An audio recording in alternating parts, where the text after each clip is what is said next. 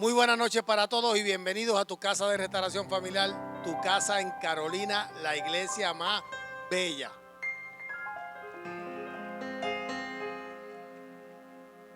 No hay otra iglesia tan bella como esta. Y tiene que ver contigo. De verdad que Dios como que te hermoseó el rostro. Bueno, de verdad que está brutal. Coto con esos tenis verdes se ve espectacular. Sí. Verde Candy Apple. Sí. No, de verdad que nosotros somos los últimos en la avenida. Somos otra cosa. Y estamos contentos. Y hoy, esto no es que esté gracioso. Hoy yo no estoy gracioso. Es que hay mensajes y hay mensajes. Y no te va a causar gracia. A mí no me causó ninguna. Yo estuve atribulado esta madrugada escribiendo. Y échenle la culpa a la pastora porque yo tenía otro mensaje. Yo tenía otra palabra como más light. Pero ella, pues, hablamos, tuvimos una conversación y me dijo, yo tengo una información por ahí que yo quiero compartirla contigo. Y cuando ella me envió esa información, yo dije, wow, esto está poderoso. Y es un mensaje para 2 días. Así que lo vamos a comenzar hoy y la parte cangri viene el domingo. Y como Alberto me va a ayudar con el piano, como a disimular, usted sabe, como él hace, pues vamos a estar bien. Yo le pedí a Dios que me ungiera con aceite, con gracia y con favor para que tus oídos sean tierra fértil. Y voy a empezar con el título. ¿Cómo puedo cambiar? ¿Sabes de algún cristiano que desee cambiar? Todos cuando nos convertimos queremos cambiar, ¿o no? Pues de eso se trata el evangelio. Porque yo me acuerdo cuando yo estaba en el mundo, era de una forma y tan pronto Cristo vino a mi vida, yo no quería ser de esa forma, yo quería ser una persona diferente. Y pienso que es el anhelo del corazón de todos. El único asunto es que a veces como que no entendemos bien cómo Dios funciona y queremos cambiar de la noche a la mañana. Yo hubiera querido cambiar en una semana todo. Y me di cuenta con el tiempo de que no funciona así. De que es un proceso y toma tiempo. Y quiero ir contigo a la segunda carta de los Corintios, el capítulo 3, verso 18. En Reina Valera no vas a entender ni pío, pero después te lo voy a leer en otra traducción. Dice, por tanto, nosotros todos, mirando a cara descubierta, como en un espejo, la gloria del Señor, somos transformados de gloria en gloria en la misma imagen como por el Espíritu del Señor. Yo no entendí ni papa. Yo no sé si tú entendiste algo. Y si miras los versos anteriores, habla de Moisés. Y es un contraste entre el Antiguo y el Nuevo Testamento, entre la ley y la gracia. Y todos sabemos que Moisés, cuando hablaba con Dios, hablaba cara a cara. Pero cuando salía de ese lugar del tabernáculo se ponía un velo. ¿Y qué tú pensabas cuando leíste eso por primera vez? Posiblemente lo mismo que yo, que era para que la unción y la gloria de Dios que la gente no la podía como soportar. Si tú pensabas eso, Pablo, era un resplandor tan grande que la gente no iba a poder mirarlo. Y no era eso. Es totalmente lo contrario. Él se ponía el velo porque la gloria se estaba desvaneciendo. Y eso lo explica Pablo, que explica las cosas más difíciles de entender. Ahora quiero leértelo en la Nueva Traducción Viviente, que la entiendo un poquito mejor. Dice, así que todos nosotros, a quienes nos ha sido quitado el velo. ¿Qué velo? El velo de la ley, el velo del Antiguo Testamento, el velo de lo que era sombra de lo que es verdadero. Podemos ver y reflejar la gloria del Señor. El Señor, quien es Espíritu, nos hace más y más parecidos a Él a medida que somos transformados a su gloriosa imagen. Y eso yo lo entendí mejor. Y lo que yo entendí de esto es que Dios nos cambia. Dios tiene poder sobrenatural para transformar nuestras vidas y lo hace de una forma espectacular.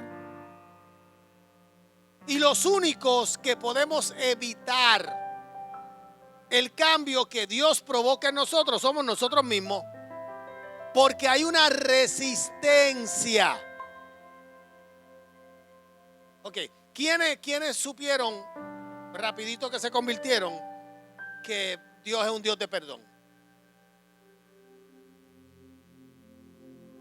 Ok, ¿quiénes tenían el corazón duro como el mío que no perdonaban ni a su mamá? A mí el que me la hacía me la pagaba. ¿Alguien tenía el corazón como yo? Ok. Algo. Carly y yo teníamos el mismo corazón. Yo que me la hacía y me la pagaba, y yo podía esperar un año, pero yo encontraba a esa persona y me la pagaba. Así era mi corazón. Cuando yo me convierto y yo descubro que el evangelio es perdón, yo inmediatamente digo, yo tengo que aprender a perdonar, pero se me hizo bien difícil. ¿Por qué? Porque había algo dentro de mí que se resistía, y aunque yo sabía que era verdad y que yo tenía que hacerlo, me costaba trabajo. ¿Cómo que tengo que perdonar? Hombre, no. Y como eso, pues hay muchas cosas en la vida de nosotros que nos cuesta trabajo soltar. Es que yo soy así. Y así no es. La vida cristiana en sí, en su totalidad, es un proceso de cambios. Cambio de pensamientos, cambio de actitudes, cambio de forma de ser, cambio de forma de hablar. Yo hablaba de 6 palabras, 5 eran malas. Bueno, no, de 5 palabras, 6 eran malas. Porque yo hablaba malísimo. Y eran palabrotas. Yo escucho esas palabras ahora y como que hieren mis tímpanos, porque no las puedo manejar. Pero así era que yo hablaba antes, constantemente a todo el mundo, no me importaba. Y una de las cosas que yo decidí que tenía que cambiar, porque yo leí en la Biblia que dice: ninguna palabra corrompida salga de vuestra boca, sino la necesaria para edificar a los oyentes. En otras palabras, si lo que sale de mi boca no edifica al que escucha, yo no lo debo decir. Y yo empecé a cambiar mi forma de hablar,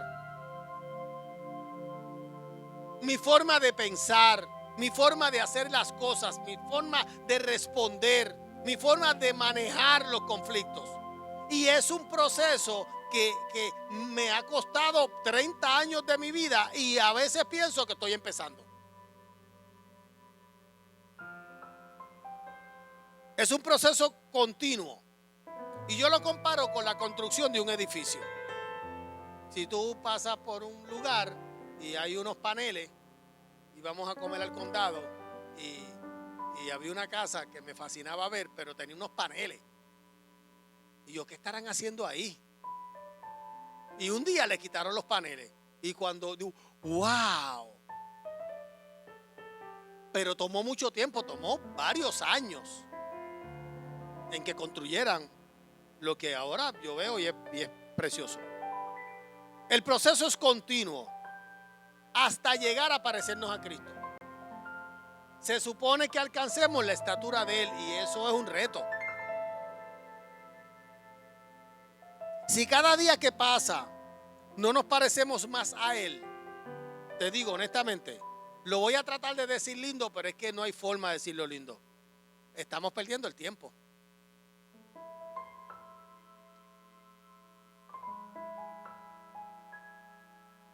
La vida cristiana no es una vida para estar estancado en lo mismo. Y a veces me da mucha tristeza ver personas que llevan años en la iglesia, pero siguen con las mismas debilidades de carácter, siguen pensando de la misma forma, siguen actuando de la misma forma. Por ejemplo, ¿los trucos son de Dios o son del mundo? Son del diablo. Y hay cristianos que tienen más trucos que el cinturón de Batman. Y yo digo, ¿por qué esta persona sigue truqueando y sigue haciendo cosas que no se supone que hagamos si lleva mucho tiempo expuesto a la palabra? Porque la palabra se supone que te confronta y te cambie. El asunto es que muchas veces escuchamos y decimos, eso no es para mí. Él no está hablando conmigo. Anhelamos cambios, deseamos cambiar, cambios profundos, pero muchas veces los queremos de inmediato. Nos gustaría que Dios nos transforme de un día para otro e instantáneamente, y no funciona así. Y aunque Dios es todopoderoso para hacerlo, en la Biblia el cambio se presenta más bien como algo gradual, como un proceso conocido como la santificación progresiva o la entera santificación. Los creyentes nos vamos haciendo cada vez más como Cristo a medida que avanzamos en la carrera cristiana, y de eso es que se trata, de que seamos transformados a la imagen de Cristo. Ahora, el cambio debe ser un verdadero cambio. En este proceso de cambio bíblico es tentador buscar cambios cosméticos. Mira, yo he dicho esto innumerables veces, pero lo tengo que repetir.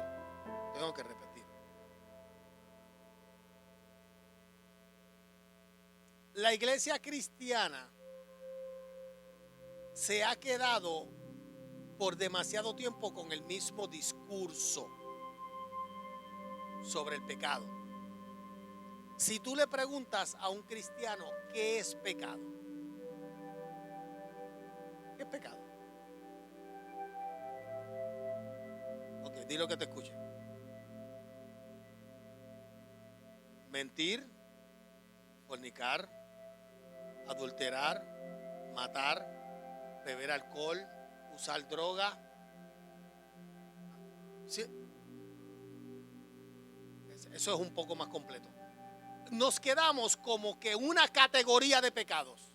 Ahora, si yo le pregunto a alguien ¿qué es pecar?, nunca me va a decir murmurar. Porque para la iglesia matar es pecar, pero murmurar, que es matar, pues eso no es pecado. ¿Sabes? Matar con un alma es pecado, pero matar con la lengua venenosa no. Y la murmuración es un pecado que Dios aborrece. Dios lo detesta. Lo detesta tanto que a María le dio lepra por la murmuración, la hermana de Moisés. Y el campamento se detuvo sin moverse 7 días. La murmuración detiene la obra de Dios. La gente que murmura no avanza, porque Dios está enojado, porque no lo soporta. Pero entonces tenemos como, ¿sabe? Robar, matar, fornicar, adulterar, pero las raíces de amargura pues no se menciona. Entonces tenemos un concepto del pecado como los pecados capitales y veniales. ¿Te acuerdas? La Iglesia Católica me hablaron de capitales y veniales, que eran pecados de muerte y pecados de... Y entonces, ¿de dónde salió ese disparate? Me pregunto yo. Porque el pecado es pecado y todo pecado es de muerte. Es así que habían 613 leyes en Israel, porque no estamos hablando de 10 mandamientos, no, son 613 mandamientos. Y la ley dice que si tú infringes uno, eres culpable de todos.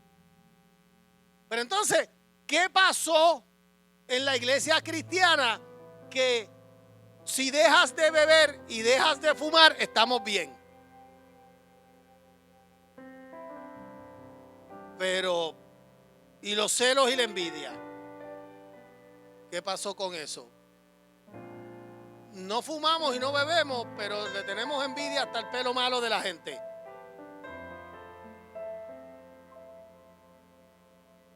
Entonces, el cambio no puede ser cosmético. Te lo explico. Modificar la conducta, lo externo, los frutos, sin llegar a la raíz. Tenemos que llegar a la raíz de por qué nos comportamos de esa forma.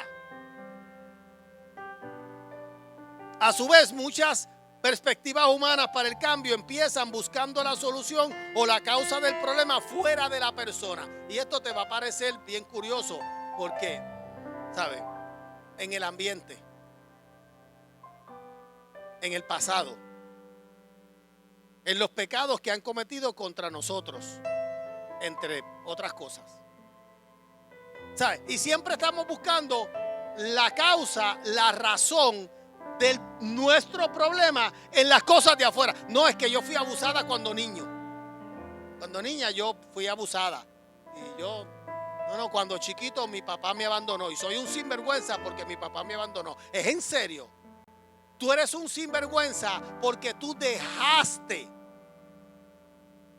que ese asunto que te ocurrió corrompiera tu corazón de esa forma y tú eres como tú quieres porque tú decidiste ser así. Y es bien sencillo, mire, es bien sencillo. Es bien sencillo. Mi papá y mi mamá tuvieron 2 hijos. Después mi papá tuvo otros hijos, pero con mi mamá tuvo 2. Mi hermano mayor, 2 años, y yo. ¿A quiénes mi papá abandonó? ¿A mí, a él o a ambos? ¿A los 2? Mi hermano fue militar y yo fui un perla de la vida. Mi hermano nunca fumó ni usó droga y yo me la comía. Teníamos la misma mamá, vivíamos en la misma casa, en el mismo barrio, tuvimos las mismas oportunidades. Entonces, el problema no es que mi papá me abandonó, porque lo abandonó a él también. El problema es que yo decidí, porque yo tenía un problema adentro, que él lo manejó diferente. Hasta que yo no llegué a la raíz de mi problema, yo no lo resolví. Entonces, los cambios no pueden ser cosméticos. No es lo que te pasó tu problema. Porque hay personas que le pasó peor.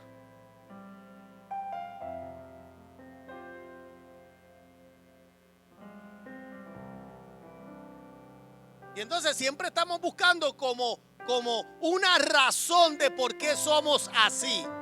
Nosotros somos así porque decidimos en un momento dado ser así.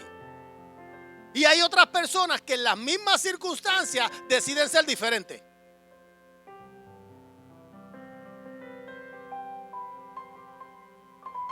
Se propone un cambio de afuera hacia adentro. El exterior debe cambiar primero para que la persona pueda cambiar.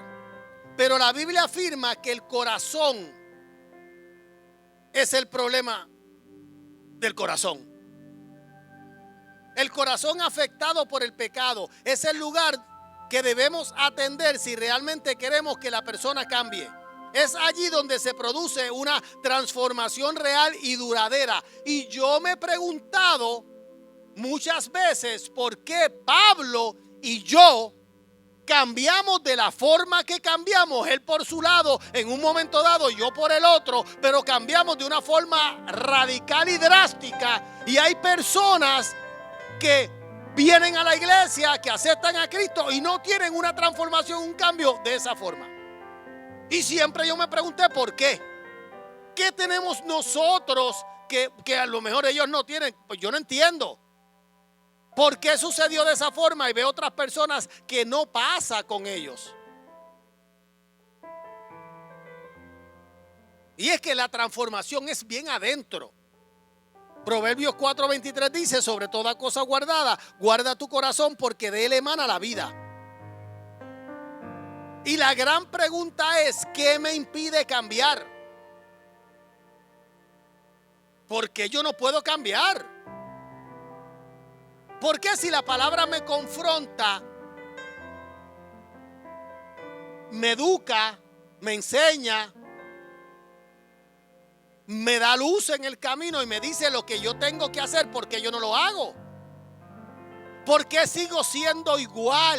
¿Por qué sigo pensando de la misma forma? Si estoy expuesto al evangelio, si estoy expuesto a la palabra, si tengo el Espíritu Santo conmigo.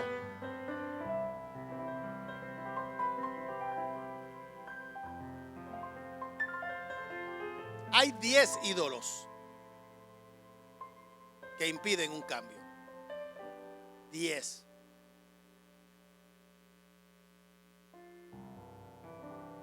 Ahora, antes de ir a los ídolos, vamos a ver qué es idolatría. Antes de pasar a los ídolos más comunes, son 10 que son los más comunes. Vamos a definir qué es idolatría. Este pecado antiguo y moderno. Y tenemos la idea de que idolatría es como Buda o Hare Krishna o santería. Es un pecado antiguo y es moderno. Y alimenta innumerables angustias y frustraciones.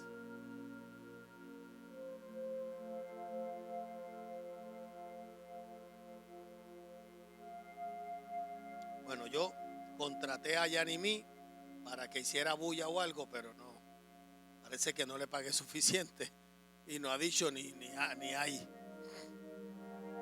Sí, pero yo le dije: Yanimí, si yo te paso algo, tú haces bulla cuando yo empiece a predicar o algo. Y me dijo: ¿cuánto?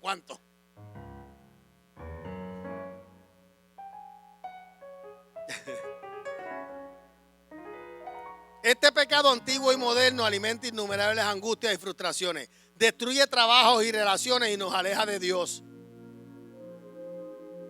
el único digno de adoración. Nos aleja de Él, el único capaz de satisfacer nuestras necesidades más profundas y otorgarnos la alegría y la paz que buscamos. De ese es que nos aleja. Cuando sentimos incertidumbre en nuestra vida, nuestros deseos no se cumplen, es fácil y reconfortante momentáneamente aprovechar los rellenos temporales. Si tan solo tuviéramos más dinero, más amigos, más experiencias o logros, estaríamos felices y contentos. Pero este tipo de mentalidad conduce a la idolatría al desviar nuestro enfoque de Jesús y colocarlo en cambio en los placeres temporales e insuficientes de hoy. Mire, hermano, cuando yo estoy escribiendo todo esto, yo estoy pensando en la iglesia de hoy y me para los pelos.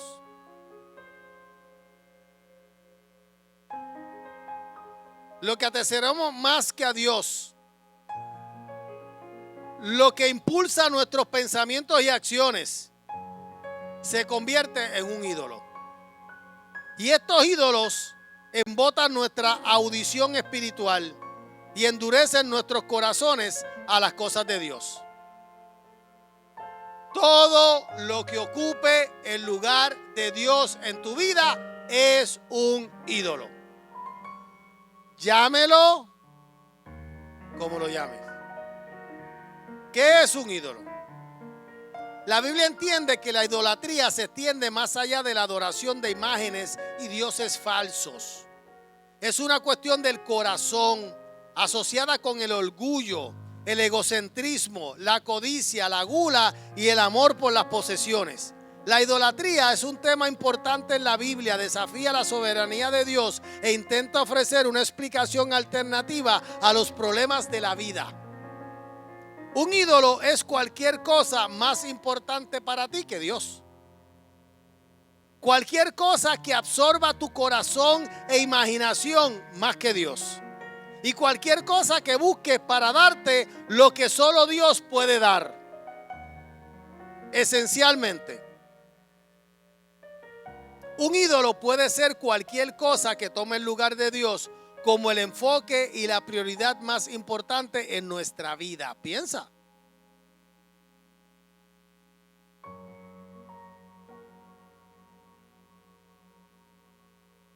¿Sabes cuántos ídolos hemos tenido? En 30 años, ¿cuántas veces yo he adorado a cosas que no son Dios?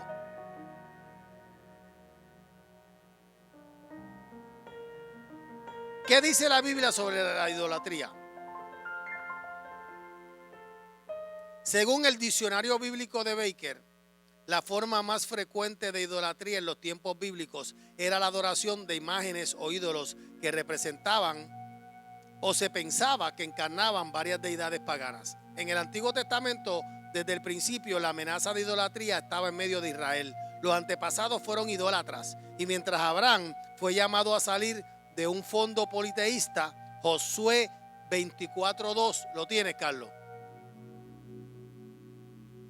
Y dijo Josué a todo el pueblo: así dice Jehová, Dios de Israel, vuestros padres habitaron antiguamente al otro lado del río, esto es, Taré, padre de Abraham y de Nacor, y servían a dioses extraños.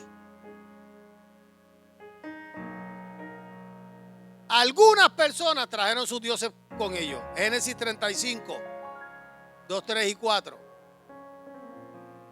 Entonces Jacob dijo a su familia y a todos los que con él estaban: quitad los dioses ajenos que hay entre vosotros y limpiaos y mudad vuestros vestidos. Y levantémonos y subamos a Betel y haré allí altar al Dios que me respondió en el día de mi angustia y ha estado conmigo en el camino que he andado. Así dieron a Jacob todos los dioses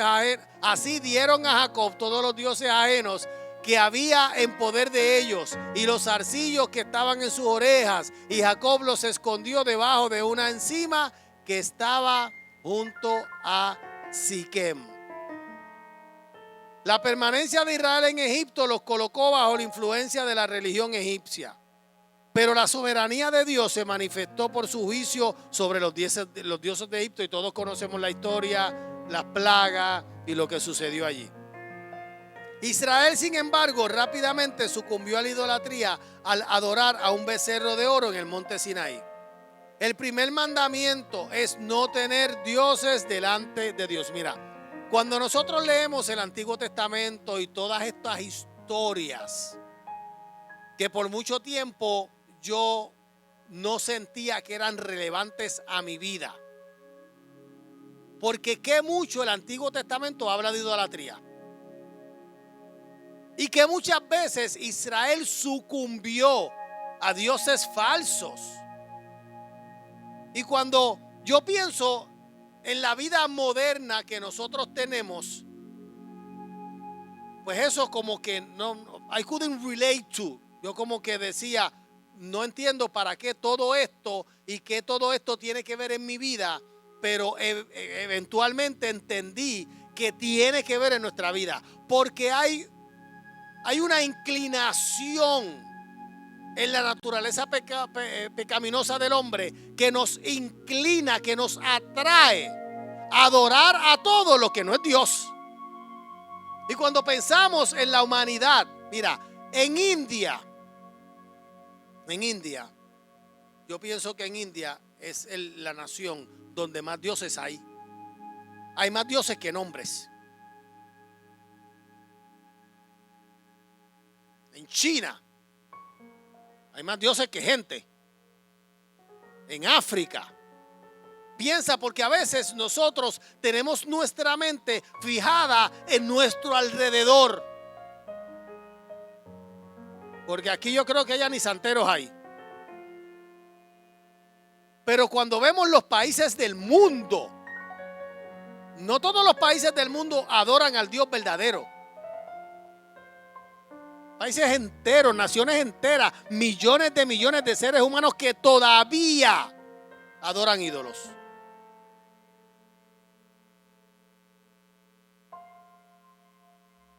Además, se prohibió la construcción de cualquier imagen. Eso está en Éxodo o incluso la mención de los nombres de los dioses. Invocar el nombre de un dios era un reconocimiento de su existencia y daba crédito a su poder. Al jurar en nombre de otro dios, las personas se unirían a una lealtad distinta de Dios. Como la idolatría sustituyó a Dios, violaba la santidad de la gente y era paralela al adulterio. Cuando tú lees Isaías capítulo 50 y lees Jeremías capítulo 3, tú vas a descubrir que Dios le dio carta de divorcio a su pueblo Israel. Algunas versiones dicen carta de repudio, pero en verdad es carta de divorcio. Dios se divorció de su pueblo porque Dios dice que ellos fornicaban debajo de los árboles frondosos con otros dioses. Y un Dios, un pueblo que Dios llamó de Ur de los Caldeos, que Dios se manifestó a él de la forma que lo hizo, que destruyó literalmente los dioses ajenos. ¿Cómo un pueblo como ese puede ser tan propenso a la idolatría como Israel? Es una cosa impresionante. Cómo se desviaban.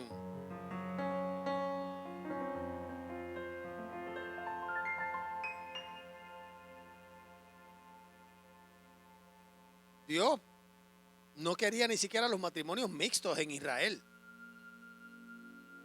Cuando vemos la vida de Salomón, el hombre más sabio sobre la tierra, no hubo un hombre más sabio que Salomón.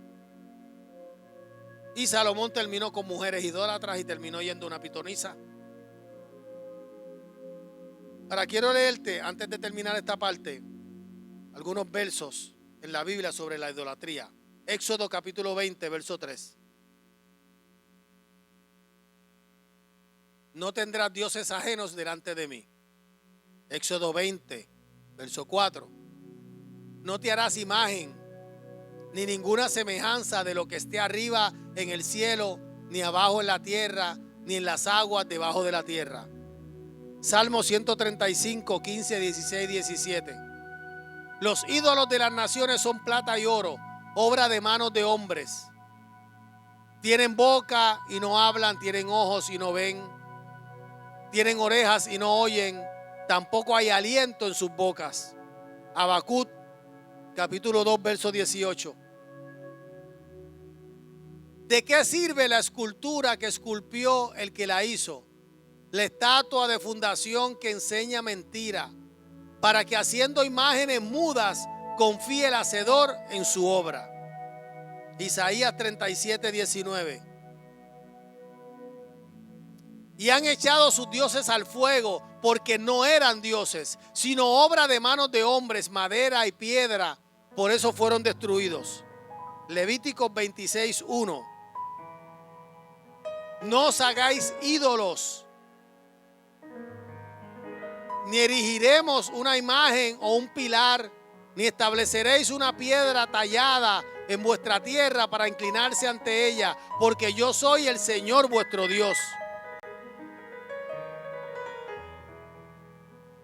Hebreos capítulo 13, verso 5. Mantén tu vida libre del amor al dinero y contenta con lo que tienes, porque Él ha dicho: nunca os dejaré ni te desampararé. Y Jonás capítulo 2, verso 8 dice: aquellos que prestan atención a los ídolos, vanos abandonan su esperanza de amor constante. Dios enfatizó en el Antiguo Testamento que Él no quería que su pueblo adorara a otro Dios que no fuera Él. ¿Y por qué te doy todo este contexto del Antiguo Testamento? Y dirás que tiene que ver eso conmigo. Yo no tengo imágenes de madera, ni tengo soperas con santos, ni tengo vírgenes, yo no tengo ni crucifijo. Porque Dios sabía que en nuestro tiempo, hoy, íbamos a hacer de algunas cosas nuestros ídolos. Y Dios es un Dios celoso, que no comparte su gloria con nadie. Y si nosotros no entendemos eso, podemos caer en algunos errores. Y antes de terminar, te quiero por lo menos dar el primero, aunque lo repitamos el domingo. 10 ídolos comunes en nuestras vidas y cómo resistirlos. Número 1, el yo.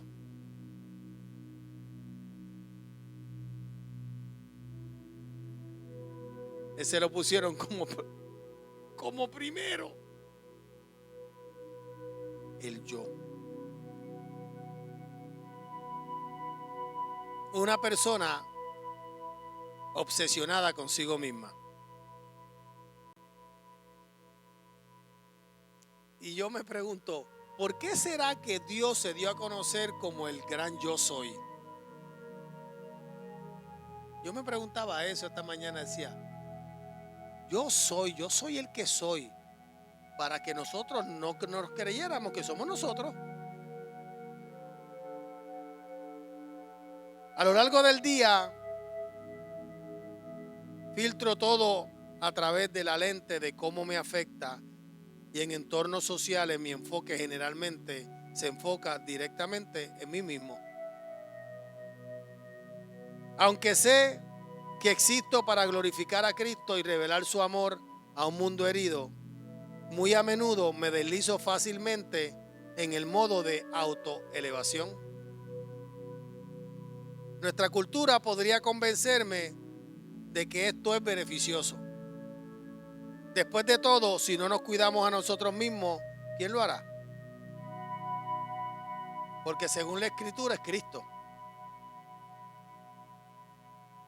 Pertenecemos a un Salvador omnisciente, omnipotente, todopoderoso, que dio todo para que podamos vivir. A cambio, Él pide que nos entreguemos voluntariamente a Él. A través de la entrega nos libramos del ídolo del yo. Y al hacerlo, encontramos la libertad de ser todo lo que Dios nos creó para que seamos hombres y mujeres con el propósito de glorificar a nuestro Dios creador. Mire, hermano, la Biblia dice que Satanás anda alrededor como león rugiente buscando a quien devorar. Y yo me pregunto, ¿quién está más cerca de nosotros, aparte de Dios, que Satanás? Porque si Satanás está alrededor, hay alguien que está más cerca de ti. Tú. Y volvemos a la pregunta del humanismo. A la trampa de la serpiente. Y lo primero que evita que nuestra vida sea transformada como Dios quiere es yo. Yo lo hago así. Yo soy así. Yo no puedo cambiar. Yo no deseo cambiar. Yo no voy a hacer eso. Eso que están diciendo no es conmigo. Y el primer ídolo que nosotros tenemos en nuestra vida somos nosotros. La autosuperación, el autocontrol, la autojustificación. Y todo tiene que ver con nosotros. Hasta que nosotros como cristianos no destronemos el yo, no vamos a cambiar. Nuestro yo tiene que morir. Indudablemente. Por eso Pablo escribió, ya no vivo yo. Ahora vive Cristo en mí. Y lo que antes yo estimaba como ganancia, ahora para mí es basura.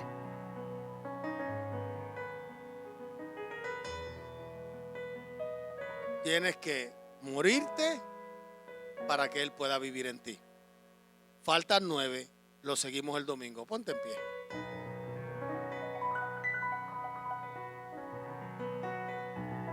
¿Quién quiere matar el yo?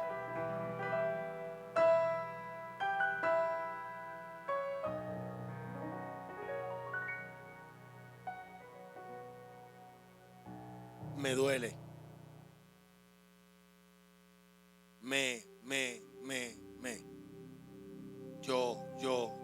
Yo. Y Dios quiere ser primero. Y cuando tú voluntariamente te entregas, voluntariamente, tú sabes qué quería impedir que Cristo muriera en la cruz. Su yo. Por eso en Getsemaní, en la oración más intensa de la noche, Jesús le pidió al Padre: si tú quieres, pasa de mí esta copa, pero no sea como yo, que se haga tu voluntad. Y lo más difícil para un ser humano, para un cristiano, es entregar el yo. Es ceder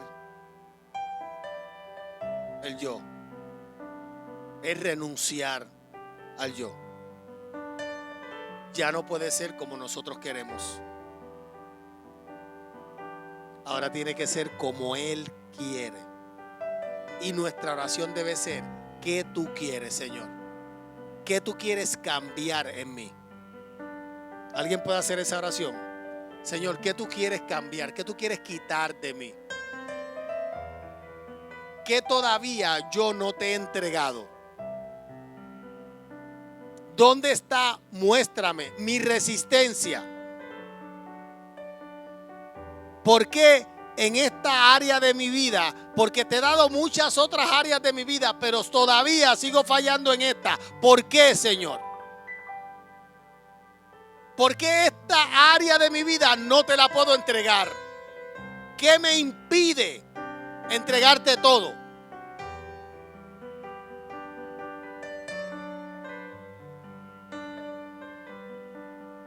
Y hay tantas cosas.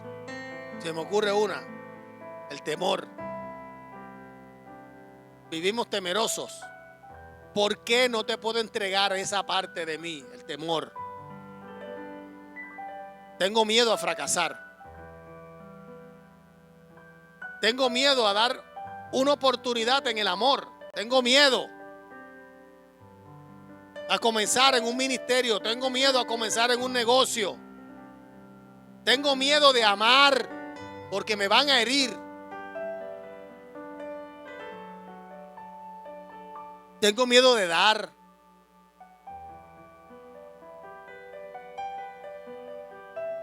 Inseguridades, dudas.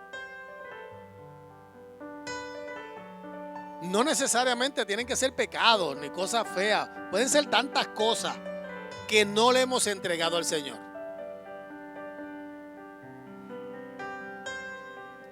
Antes de terminar con esta transmisión,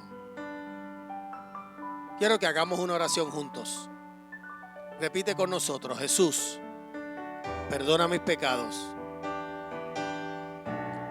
Lávame con tu sangre. Escribe mi nombre en el libro de la vida. Hoy yo te confieso, hoy yo te acepto como mi único y exclusivo Salvador. Espíritu Santo, ven a morar en mí, en el nombre de Jesús. Si hiciste esa oración, todos tus pecados han sido perdonados. Bienvenido a la familia de Dios. Nos vemos el domingo.